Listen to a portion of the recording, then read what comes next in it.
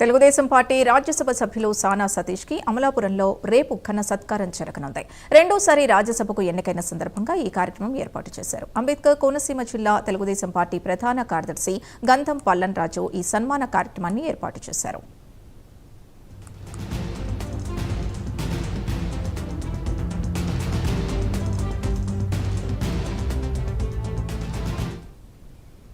రాజ్యసభ సభ్యులు సానా సతీష్ కు రేపు ఉదయం రావులపాలెం సెంటర్లో పార్టీ నేతలు ఘన స్వాగతం పలుకుతారు. అక్కడి నుంచి కార్లు ర్యాలీగా అంబాజీపేటకు చేరుకుంటారు.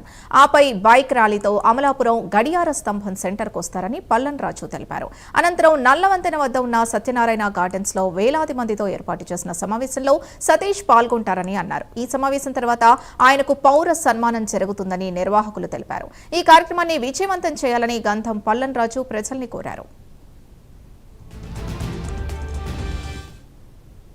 సానా సతీష్ గారు రెండోసారి రాజ్యసభ సభ్యులుగా ఎన్నికయ్యి కోనసీమ ఇచ్చేసిన సందర్భంగా ఆయనకి ఘన సన్మానం ఏర్పాటు చేయడం జరిగింది.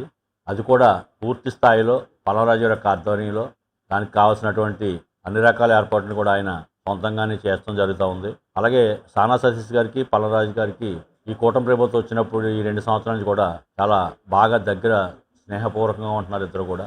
పల్లవరాజు గారి యొక్క రిక్వెస్ట్ మీద ఆయన ఈ రోజుని ఆయనకు అభినందన కార్యక్రమం చేయాలి, మీకు అభినందించాలన్నప్పుడు తప్పనిసరిగా నేను కోనసీమ వస్తాను, మీరు చెప్పింది నేను డేట్ ఇస్తానని చెప్పి ఆయన 29 తారీఖు డేట్ ఇవ్వడం జరిగింది. అతనికి ఒక గౌరవమైనటువంటి సత్కారం చేయాలనే ఉద్దేశం ఈ ఏర్పాటు చేయడం జరిగింది. ప్రీతం నాయకులు సానా సతీష్ గారు మరి రెండోసారి రాజ్యసభ సభ్యులుగా ఏకగ్రంగా ఎన్నికైన సందర్భంగా మరి ఆయన్ని మొన్న 25వ తారీఖున పార్లమెంట్లో ప్రమాణ స్వీకారం చేసిన తర్వాత మా కోనసీమ రమ్మని ఆయన కోరటం జరిగింది. ఆయన వెంటనే 29వ తారీఖున మీకు అమలాపురం వస్తాను అని చెప్పడం, మరి మా కూటమి కార్యకర్తలందరితోటి ఆలోచించి మనం ఎలా చేద్దామని అంటే మనం సానా సతీష్ గారిని రావులపాలెం 2 గంటలకి ఆయన రిసీవ్ చేసుకుని కార్ల ర్యాలీతో అక్కడి నుంచి మన అంబోజీపేట మీదుగా, అంబోజీపేటలో చాలామంది యువకులు బైక్ ర్యాలీగా వచ్చి అక్కడ వెయిట్ చేస్తూ ఉంటారు.